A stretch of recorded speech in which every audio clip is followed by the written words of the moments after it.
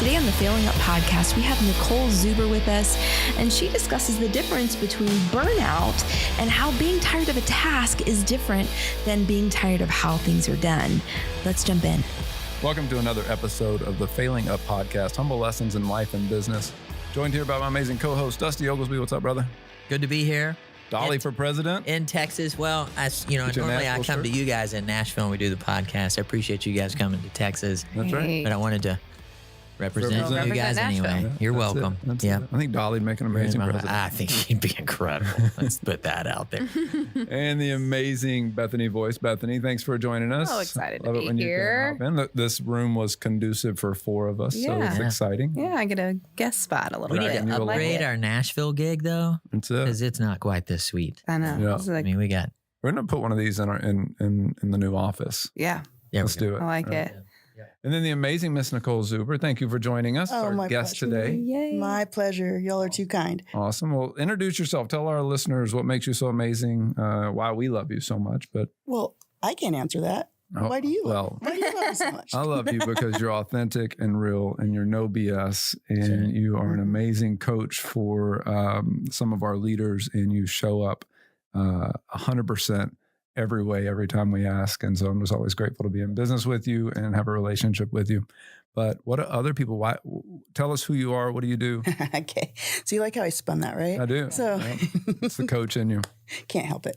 So I'm Nicole Zuber. I'm an executive operations coach for MAPS Coaching and also the community leader for KW Operations. Yeah. You guys have just dialed in the systems and the models.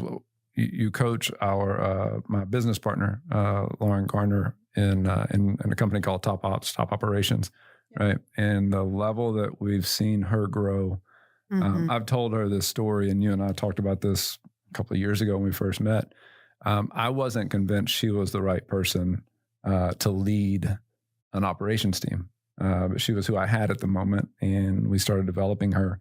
And I'm always so grateful because it's her willingness to be coached, but it's also your influence with her, that she has shown up and developed. I told her probably a year ago, I was like, you're absolutely the right person at this point for that role, and since become a business partner and us starting an operations company. And I give you a ton of that credit because I always say I'm not always the best person to be coaching and leading people. And so coming alongside of people like you and being able to watch you influence her and make her so amazing, you've done a phenomenal job. Well, thank you. And it's been a privilege and an honor to watch her evolve. And I remember that conversation. Yeah. And we weren't sure. It was too early into the relationship. And you nailed it, like the coaching and the ability to be coached and the ability, like the willingness to lean in and open your mind and do the uncomfortable things. She's done all of that, and watching us go from our team Huffacre group to the expansion team, right? Yeah. Yeah. To now a platform has been like, I have goosebumps. Yeah. Wow. Yeah. Each one of them with their own set of challenges. Yeah. And, we talk about failing and a lot on this podcast, but to think about one of the things I see top performers do a lot is not be patient enough to let that play out. And and I'll say I don't know that I did it right, other than I didn't have the time to go look for someone else. And so allowing that to kind of happen, I think just goes to show you that with the right people, I think a lot of the things that we get right are more a function of time than skill, right? Just over a long enough time period, if we're all willing to fail long enough, we'll start to improve and get things better. And then you get so far down the path that, like, I don't want to go back and change that now, right? Which is why I'd rather have a business partner that I can stay in business with versus an employee that may leave tomorrow, right? Right. Because you invest so much time and energy into that. Time, energy, money, like even the partnership of coaching, like it's a journey. Yeah. And you're so right, David, because most people, like true entrepreneurs, are very driven, let's go break through the walls, et cetera, and have very little patience. And running a business is completely polar opposite from being a really aggressive salesperson. Well, you nailed it. I remember my first sales job, I thought I was God's gift to sales. And I learned some humbling lessons during that time of my life. But I remember hearing, because I was their top sales performer, and they're like, your top sales performer doesn't always make your best manager or leader. And I'm like, I got this, right? Like, don't tell me, right? And I remember kind of learning that lesson a little bit. We see it a lot at level 8. One of the values of a platform is you see so many agents out there. You don't think you're going to spend 2 or 3 or 4 years trying to find that right person because you're like, oh, I found them. And then you learn that everyone has shortcomings, right? Myself included, and they let you down in some way. And I don't know if as business owners we're prepared for that and allowing that to kind of grow, which is what I love about what Bethany has and what we have at level 8 is you no longer have to go solve the operations piece, right? Like you can just lean on top ops to be your operations piece. Maybe just until you do find that person, but at least that every bucket of the business is kind of nailed down. So you have a safety net, right? Like you have the ability, like you can go and expand tomorrow with level 8's platform. Sure. Because of the people that are there. We just kind of looked up and said, like, you have an amazing person like a Lauren who can run operations independent. Otherwise, you spend 3 or 4 years going through, maybe longer, right? Well, and to your point, I mean, as a coach, I'm sure you see this all the time. I think we all love to talk about talent, right? We love to go find talent.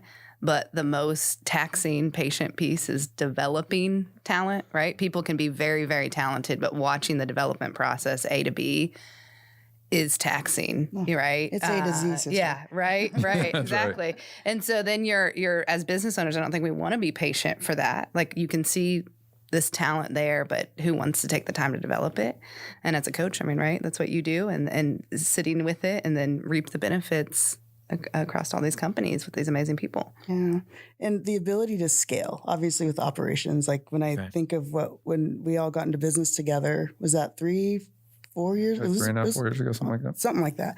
And taking the systems and processes that, Lauren and we built out as partnership and obviously running things for you and being able to see it evolve into THG Network and into now Top Ops, which is part of level 8. It's just that the timeless systems models, extraordinary client experience, transaction over transaction, and how we set ourselves apart. Top Ops plug here is we do pride ourselves on those reviews and referrals that we pass back to the agent. Yeah, and I'll be honest, you very specific to Top Ops, but you're the one that convinced me that it could be done because, Gary always says, like, if you're not going to get an ROI on it, why would you spend your money on it?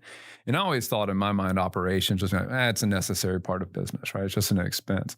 And I remember having a conversation with you and like, no, we can actually hold that accountable to getting you an ROI. And I'm like, nah, I didn't believe you. I did. Yeah. I'm like, whatever. All right, go do it. Let's see. That's exactly what you said. Whatever, go do it. Yeah. And then, I tell people all the time. Like, and I was like, game on. Yeah. I don't believe you. Go do it, though. That would be great. That would be great, though. Well, and I think, though, that's why it's so important what you do, Nicole, because you said it really well earlier, right? Just because you can be a top salesperson, which is so much of, our company, right? You got some incredibly talented salespeople. And then they got to build a business, right? And you're like, oh, well, I don't know the first clue about that, but I can sell a lot, right? And what you do is just so unbelievably vital and to see the progression, right, that's happening. And we're just talking about us. Yeah. Like, that's not even counting all the countless people that you have poured into and shown and worked through just, your talent, your gift of seeing all that. Right. One thing I pride ourselves on of what y'all have built is this, I always say like contract, it drives me crazy when agents say like, I want to solve it myself. No, you don't. Like that's not something, you didn't go to real estate school or get into business to solve that.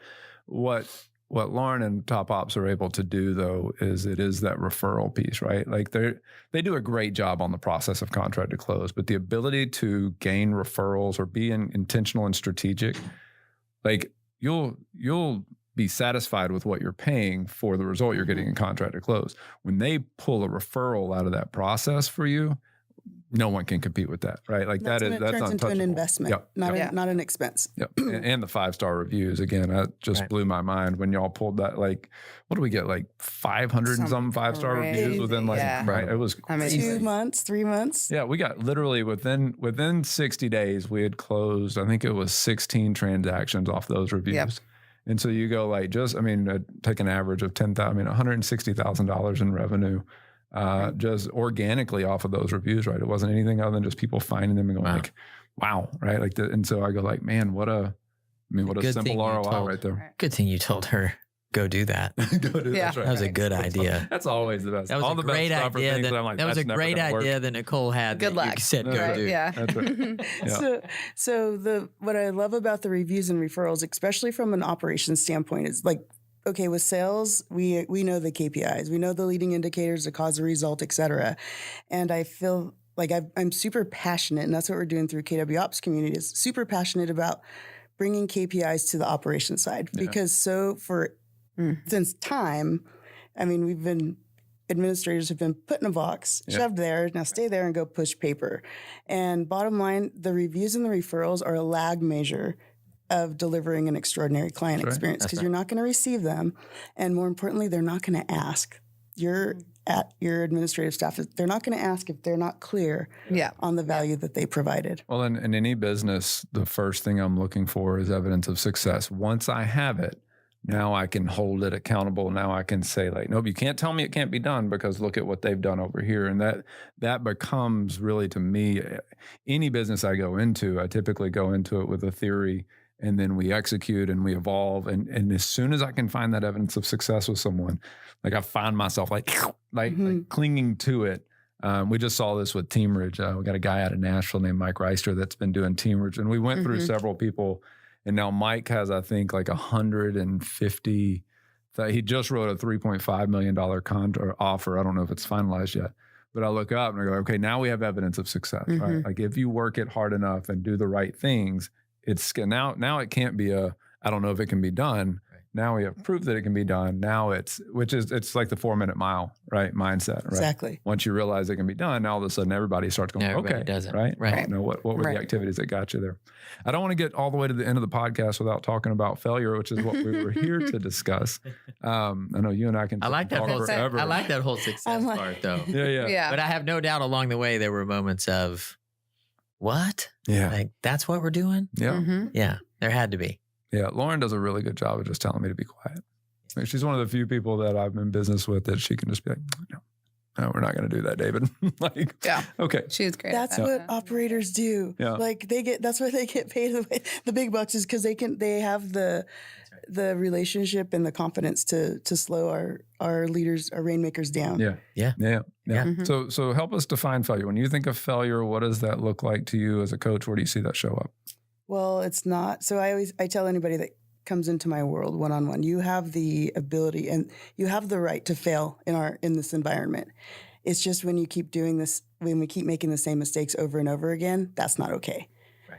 So failure, it's not, as long as we learn from it and make the changes that are necessary, it's not failure. Yeah. We talked about that on episode 1 or 2 about how do you, when you see them doing it over and over again and not adjusting, right? And not, I see some really talented people that just get so fixed on that's got to be the way. And yet you, from the outside looking in, you go, well, it doesn't seem like the way. Right. This is the sixth time you've done the same way. Result. Yeah. How do you address that with someone?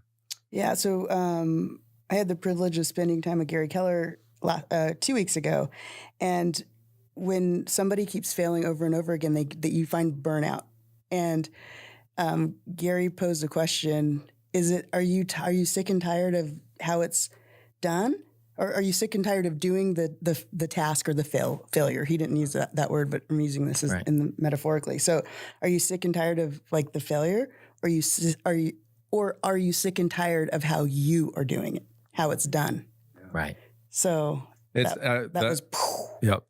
frames that, which I've always found mind stressing is, or what does Jay say? Are you doing it the best that you can do it, or are you doing it the best that it can be done? That's right. And I always wrestle with that because I go like, well, isn't the best I can do it the best that isn't it the same thing? Yeah, right. Yeah. But it's not. It's right. not. No. Really unpack Not it. when you're thinking as a business owner. Yeah. That's right. And that's where I look up and go like, oh, I don't do anything the best that it could be done. Right. And so then, okay, well, let's go find the person that is awesome at this thing. Right. Well, that's you doing the best that it can be done, is going and finding that person. So I would contest you. Yeah. I wouldn't say you don't do any. You're really great at identifying the talent pouring into them, having the patience to let the relationship. Thank you for that. But I have somebody specifically right now that we hired, and I've just done such a poor job of executing a 30, 60, 90, of really giving them clear direction. And I find myself frustrated.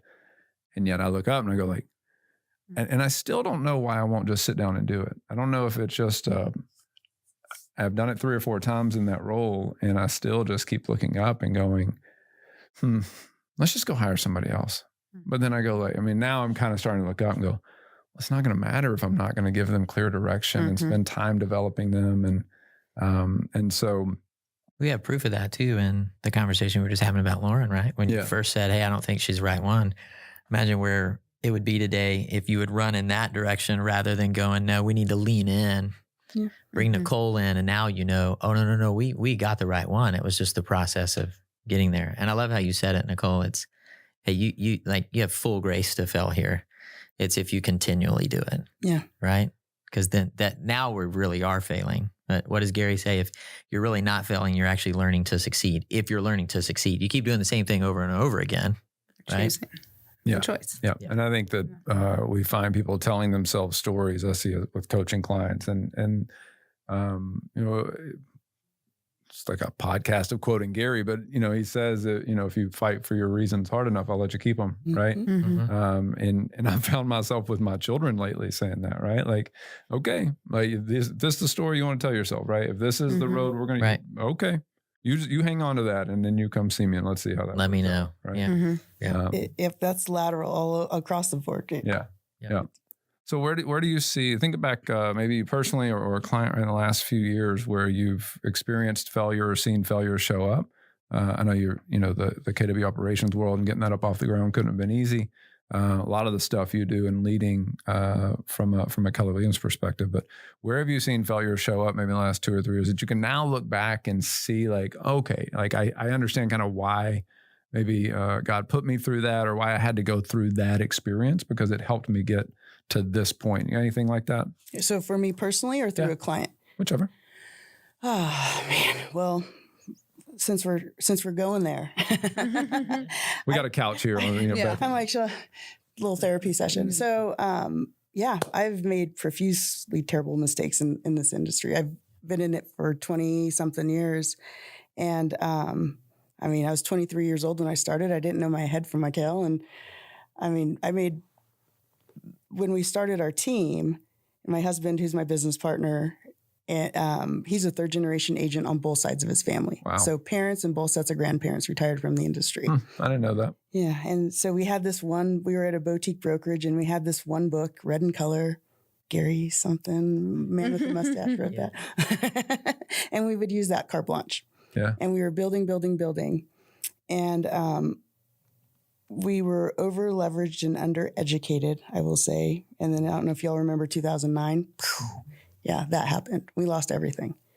We were like short selling left and right and home tending short sales for clients. And it was it was the greatest lesson in my career that I'm going back there to lead up to where we are today, because we didn't even know how we were going to put food on the table for our babies. I remember going in the couch and looking for quarters, trying to like ramen noodles, short sales. I was carrying 30 short sales at a time.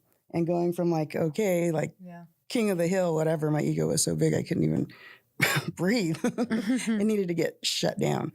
And never feels good though, right? No. That's I think in that moment, right? Like I don't think anyone can understand the pain and the emotion that you're going through in those moments until you've had to experience a little bit yourself. Yep. Alongside your business partner, who's your spouse. Yeah. That was like, I don't know how our marriage survived that. Like going back is like, wow. Yeah. Now it's not only outside your 4 walls, it's in your 4 walls. Yeah. So every day. So it was 2011. We were in misery for 3 years. 2011 when we met our OP, Erica Hill in Boise, Idaho. And that moment on, we've never looked back. And the first month or so, I'm really grateful that Erica did what she did. She put me under her wing. Like she even invited me to her home. She was showing me things. And looking back, I'm like, she did that to give me possibility, like to show me possibility. And she gave me this tool, and I was like really set. Like we've lost everything and I don't know where I stand. And she brought me out this thing called a net worth calculator. And I immediately went home and I like plugged it all in, and there was a negative $842,000. And like I said, we'd never foreclosed on our property. We didn't file BK, but we short sold everything. And that put a new fire in my soul. And if I was dead set and like hell or high water, we were going to turn that number into a positive. And it gave me a new why, a new mission, a new reason, because I promised myself we would never go through that again, ever. Yeah. And Gary says you can be anywhere you want to be in 5 years. And within 5 years, that number was a positive. I love that. I love I think the beauty of that coming to Keller Williams. I think if you haven't experienced that culture and that love of being a part of the Keller Williams ecosystem, I hear people talking about splits and you go like, you haven't experienced that yet, because it's not about all that other stuff, right? Like all that other stuff is what you're going to use to compare yourself. But like when someone truly cares about you and puts their arm around you and wants to see you succeed, that's the piece I love about this company that we all get to be a part of. I want to be respectful of time. I know you respectful of your time. I know it's a busy week here at Mega Camp. Just in wrapping up, I'd love to ask kind of looking back, right? When you get to the end, you're looking back. What do you anticipate might be your biggest regret? That's a tough one, Dave. Not thought of that. Now I'm going to ask more questions. Regret where? I don't know. I think what I want to understand for most for our listeners is, a lot of us have similar answers here and kind of ways to wire around it. So, you're 150 years old with the advancement in medicine, and you get to all live for a long time, and you look back at your life, both in business and personal, right? What is it that could potentially be what you look back and go like, man, I wish I hadn't done it quite like that. Yeah, I can answer that. That I wouldn't have just did. I wish I would. I can say that now. That I did not deny my strength zone. Yeah. What do you mean by that? So I resisted operations for a really long time. I have the unicorn DNA gift, if you will, of I sold a lot. I produced a lot. Even before real estate, I was cross-sell champion of the world. Like sell.